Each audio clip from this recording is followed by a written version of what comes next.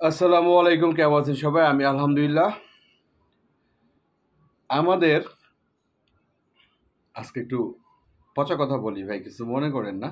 কারণ সবসময় তো আসলে মেজাজ ঠিক রাখা যায় না, কিছু কিছু ক্ষেত্রে আপনিও কন্ট্রোল করতে পারেন না, সেই হিসেবে একটু পচা কথা বলি। আমাদের বিসিবিতে অর্থাৎ ক্রিকেট কন্ট্রোল বোর্ডে, বাংলাদেশ ক্রিকেট কন্ট্রোল বোর্ডে কিছু বোকাচোদা আছে, এ গ্রেডের বোকাচোদা। এই বোকাচোদাগুলারে পাত থেকে মাথা পর্যন্ত থাপড়ানো যেত গান্ডুর বাচ্চাদের। এরা হলো বোকাচোদা। আর আরেকটা আছে বাঁকাচোদা। বাঁকাচোদা হচ্ছে আমাদের লিটন ট্যাবু।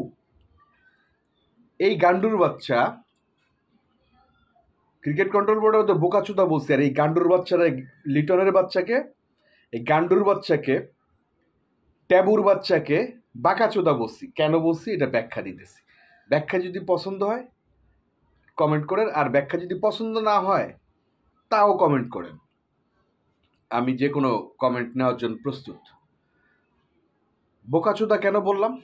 এই বোকাচোদারা ঠিক বৈশ্বিক যে কোনো আসরে, একটা বড় আসরে যাওয়ার আগে ফেক কনফিডেন্স নিয়ে যায়।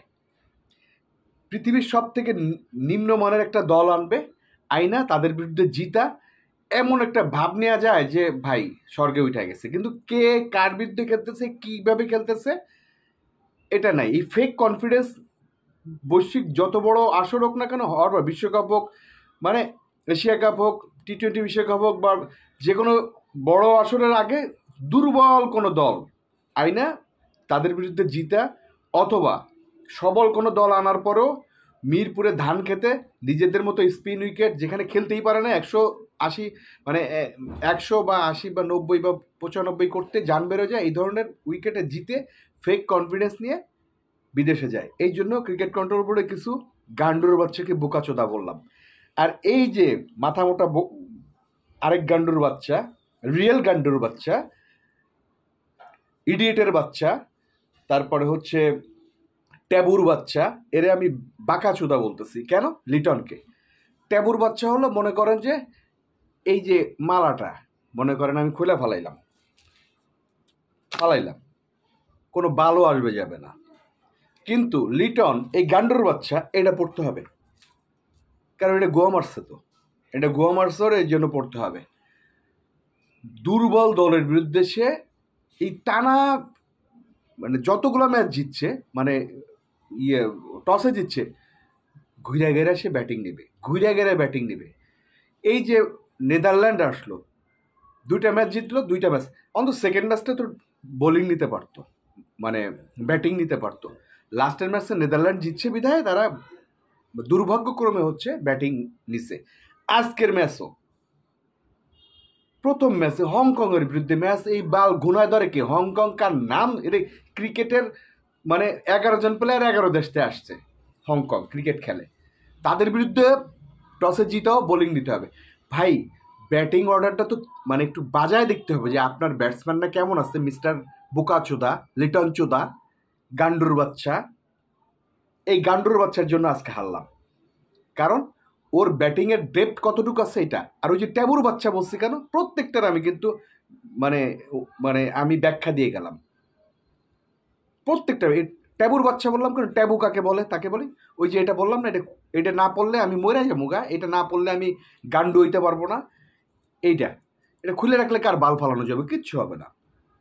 তো এই ট্যাবুর বাচ্চা লিটন, গান্ডুর বাচ্চা বাঁকাচোদা, এই বাঁকাচোদা হৃদয়কে ওর দুলাভাইকে রাখবেই দলে, ও দুলাভাইকে দলে রাখবে। আগে যেমন এই লিটন এবং সৌম্যকে নিয়ে এরকম হইতো না, দলে খারাপ খেলতেছে, দলে থাকতে হবে। এই হৃদয় এই বছরটা, গত বছর সে ভালো খেলছে, এই বছরটা পুরা টি-20তে টেস্ট ম্যাচ খেলছে, তাকে দলে রাখতেই হবে। দেখেন এই গান্ডুর বাচ্চা, ট্যাবুর বাচ্চা, গন্ডারের বাচ্চা, এই বাঁকাচোদা লিটন, দেখেন পরের ম্যাচে হৃদয়কে বাদ দিয়ে সাইফকে নামাবে কেন? গান্ডুর বাচ্চা আজকে নামালে কি হইতো? হৃদয় কয়বার আউট হয়েছে? প্রত্যেকটা মানে 10 করে রান রেট নিছে, আর আমাদের দম বেড়ে গেছে খেলতে।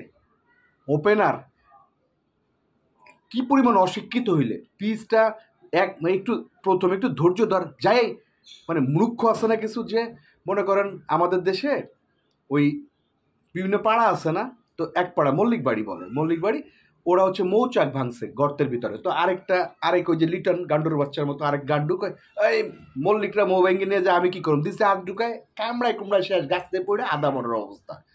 আমার কথা হলো যে এই যে ছেলেটা স্ট্রাগল করতেছে, নিজের থেকে তো বাদ যাবে না, নিজের থেকে কেউ বাদ যায়? এই হৃদয় এই পুরো বছরটা T20-তে টেস্ট ম্যাচ খেলছে, তাকে বাদ দিয়ে দেওয়া যাবে না।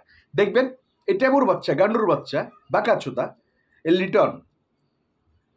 লিটন চোদা, এই পরের ম্যাচে দেখবেন যে এই হৃদয়কে বাদ দিয়ে সাইড কেনেছে।